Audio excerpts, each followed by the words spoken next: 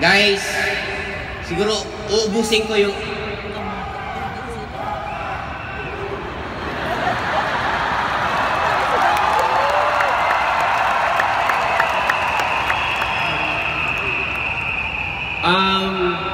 Binigyan ako ng maikling minuto para magsalita dito.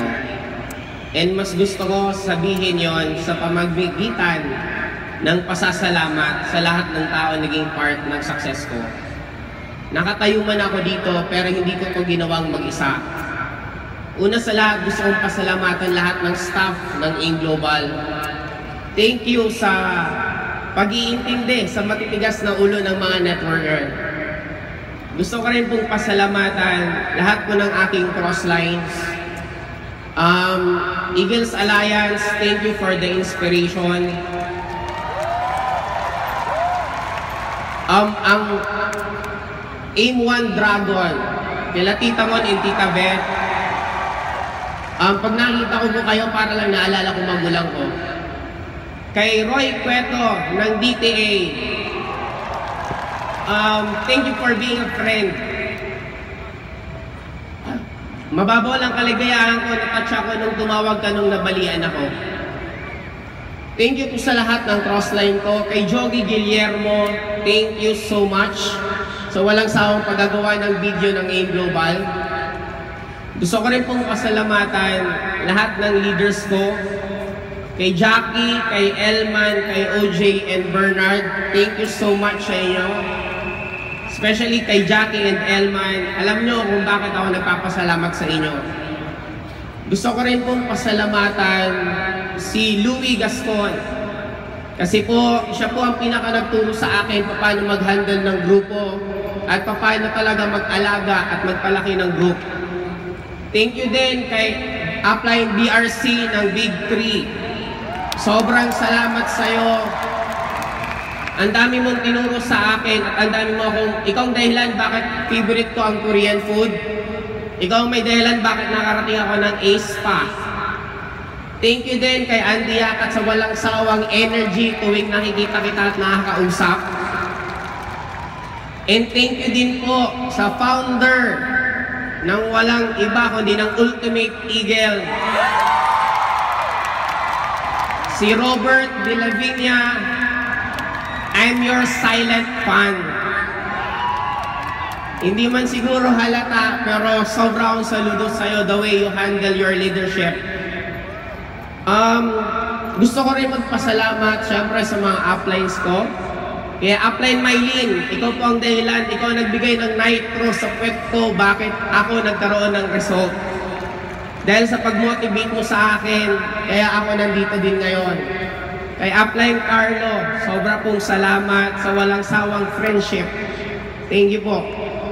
And gusto ko rin pong isa-isahin sa lahat, lalo na po sa Board of Directors. Kay Sir Francis Miguel, thank you po sobra. Sa walang sawang pag-motivate at pag-iintindi sa amin. Kay Sir John Aspirin, sa sobrang tigas ng ulo ko, thank you din po sa pag-iintindi at pag-motivate pa rin lagi. Kay Doc Ed, sa walang sawang pagsusuporta at isang text, ang bilis po mag-reply, thank you so much.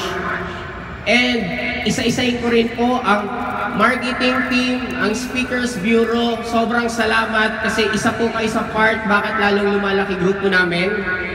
Thank you din po sa dalawang VP, kay Sir Arnel Limpin at Sir sino yung sisa? Si Sir Georgian Gonzalez, sobra pong salamat. Kay Sir George, thank you for being the nagdidisiplina ng buong AIM Global. And thank you din po, hindi ko po makakalimutan ito, kay Dr. Connie Cabantog. Sobra pong salamat, Dok. Hindi ko kulangin po ang space ng message ko para lang masabi yun lahat. Salamat po ng sobra. Yung mga downest moment ko, ikaw natatakbuhan ko. Thank you po. And syempre, walang iba, gusto ko rin pasalamatan. Joey Montes, nandyan po ba siya? Thank you for being with me sa bagong journey ng buhay ko. Sobrang salamat. Sa lahat po, part po kayo ng success ko. And isa na lang at hindi ko po kakalimutan na banggitin. Thank you for my better half. Christine Grail Ulatik, thank you po sa lahat ng love. At sa pag-iintindi ng isang buhay ng isang networker. Sobrang salamat. Laging nababanggit, Joseph Lim. Joseph Lim. Sino ba talaga ako? I was just a young boy na gusto ko maging masaya. Pinanganak akong mayaman kami. Pinanganak akong gumigising sa umaga na wala magulang ko. Natutulog sa gabi na hindi pa dumarating ang magulang ko kasi sobrang silang busy sa mga negosyo nila. High school kami, bumagsak negosyo namin. Parents ko laging nag-aaway at dumating sa point na naghiwalay sila. College ako, pinagpatuloy ko ang pag-aaral, sabi ko gusto ko ulit yumaman. Naranasan kong maging mahirap, naranasan kong maging mayaman, at isa lang alam ko, masarap talaga maging mayaman. Kaya, nung nakita ko ang AIM Global, isa lang pumasok sa isip ko. Gustong gusto ko maging Millionaires Club ng AIM Global. Gusto ko, the moment maa-awardan ako ng Millionaires Club, the same ng na-award dito, habang umaakit ako sa stage, i-invite ko parents ko. Iimbitahan ko yung mom ko and dad ko at pauupuin ko sila sa harap. At magugulat na lang sila bigla, ang anak nila, isa sa awardee, and after nung pupunta kami ng Baguio, ititreat ko sila at gusto ko pag-uwi ko sa Bicol, magkakasama na kami at buo na ang pamilya namin. That was my dream 2007. 2007, bago ma-awardan ako ng Millionaires Club, my mom died. Namatay mom ko bago ako ma-awardan ng Millionaires Club.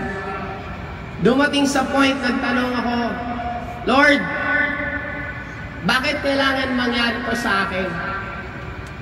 Masakit. Gusto ko na mag-quit sa networking.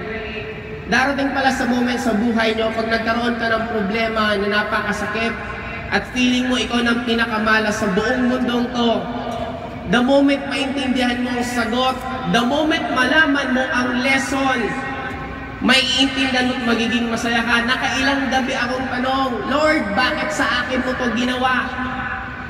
Alam mo sinagot sa akin? Ito sagot. Ano ba naman kung isang Joseph Lim ang magsakripisyo, kung sa bawat kukwentuhan kong tao, mabubuhay ang mga dugo nyo, na kung mandyan pa mga mahal nyo sa buhay, iparamdam nyo na ngayon. Huwag nyo nang antayin pa sila mawala. If you want to show your love, love them ngayon. You don't need Mother's Day, Father's Day, birthdays, Christmas. You don't need to wait for that. If you love them, show them now. Hindi nyo alam kung kailan sila mawawala. Kaya ako sobrang happy na bigyan ko ng father ko ng bahay, and right now, ito na nangyari. Anong araw ngayon? Gusto ko sagutin niyo po ako, anong araw ngayon? Anong merong event ngayon? Hindi ko po kayo maramdaman, parang hindi tayo networker. Anong event ngayon? Isa pa, anong event ngayon? Ngayon, 10th year anniversary ng AIM Global. Isa lang ang pangarap ko at isa lang ang inihiling ko ngayon na birthday, ika-10 birthday ng AIM Global. Ang pangarap ko at ang inihiling ko, gusto ko isang araw pipikit ka at pagdilat mo, ikaw na ang may hawak ng mic na to at ikaw na ang nagkukwento ng success stories mo. Again, this is Joseph Lim. Good morning! Yeah!